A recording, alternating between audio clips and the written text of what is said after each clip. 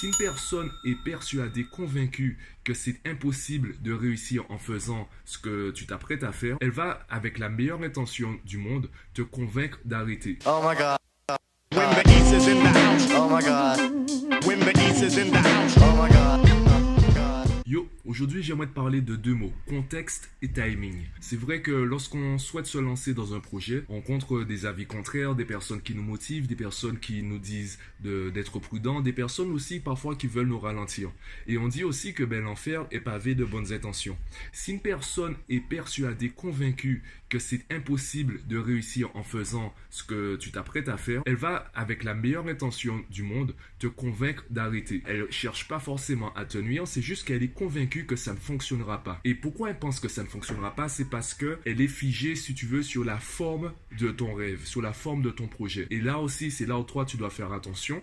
La forme de ton projet va dépendre du contexte et du timing. Je vais en prendre un exemple. Si tu lances une marque de bouteille d'eau aujourd'hui, tu ne peux pas te contenter de juste lancer une marque de bouteille d'eau. Pourquoi? Parce que c'est déjà quelque chose de, je dirais, de populaire, d'ancré dans l'inconscient collectif. On est déjà habitué à acheter des bouteilles d'eau. Là où tu devras faire la différence, c'est peut-être sur le packaging, sur la qualité de l'eau. Tu devras réfléchir au contexte, réfléchir au timing pour savoir comment présenter ton produit, comment le populariser assez rapidement. Tu ne peux pas simplement te dire je vais faire ça. C'est là il faut être assez souple sur la forme. Par exemple, tu peux t'imaginer, tu peux t'imaginer millionnaire. La question, c'est comment tu vas devenir millionnaire. Tu peux penser que ce sera avec le projet A et finalement, c'est avec le projet B. Ce n'est pas forcément sous la forme de la réalisation de ton rêve que tu dois t'attacher. Ce sera plutôt sur le fond et sur l'objectif final. En fonction de cela, tu vas donner des priorités aux différents chemins, aux différents projets que tu pourrais réaliser. Et en fonction du contexte et du timing, tu vas leur donner une forme particulière avec un marketing particulier, une communication particulière.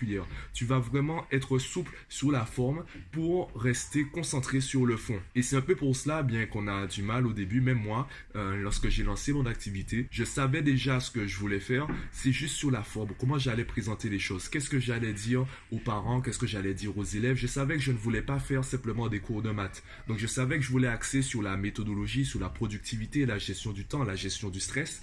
Mais comment j'allais le faire? Comment j'allais organiser les séances? Comment j'allais organiser les rendez-vous? Comment j'allais prospecter? Toutes ces choses-là, j'ai dû réfléchir dessus. Et si je m'étais dit simplement, je fais uniquement comme ça, peut-être que aujourd'hui, je n'aurais pas le train de vie que j'ai. C'est vraiment sous la forme que j'ai dû faire preuve de souplesse. Peut-être utiliser des choses auxquelles je n'avais pas pensé, peut-être utiliser des outils que je m'étais interdit de faire parce que je les trouvais obsolètes, etc.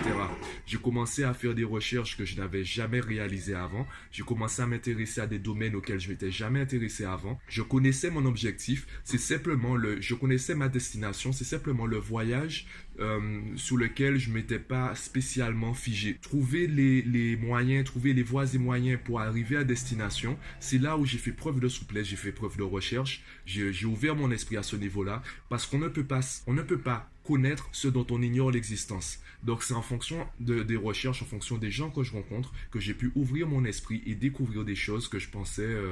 des choses auxquelles je pensais pas, des choses dont j'ignorais complètement l'existence. C'est pour ça que je parle de contexte et de timing. En fonction de ton projet, si tu trouves le bon contexte et le bon timing, si tu trouves la bonne approche, ton projet va fonctionner. Puisqu'aujourd'hui, on se rend compte que même l'impossible est possible. Il y a des gens qui réussissent aujourd'hui dans des voies, dans des domaines dans lesquels on n'aurait jamais pensé, dans lesquels on se disait peut-être le marché est saturé ou c'est impossible de réussir dans ces domaines-là. Pourquoi? Parce qu'ils ont réfléchi au contexte, au timing, ils ont réfléchi à l'approche qu'ils allaient donner à leur projet, la manière de le montrer, de le vendre aux personnes autour. Donc pense à cela, contexte et timing. Dis-moi ce que tu en penses en commentaire. Dis-moi un peu ce que tu penses de la vidéo. Également, aussi bien dans le fond que dans la forme, je te le rappelle, je suis pas figé à ce niveau-là. Donc partage-moi ton avis et pense à t'abonner à la chaîne afin de recevoir les dernières vidéos.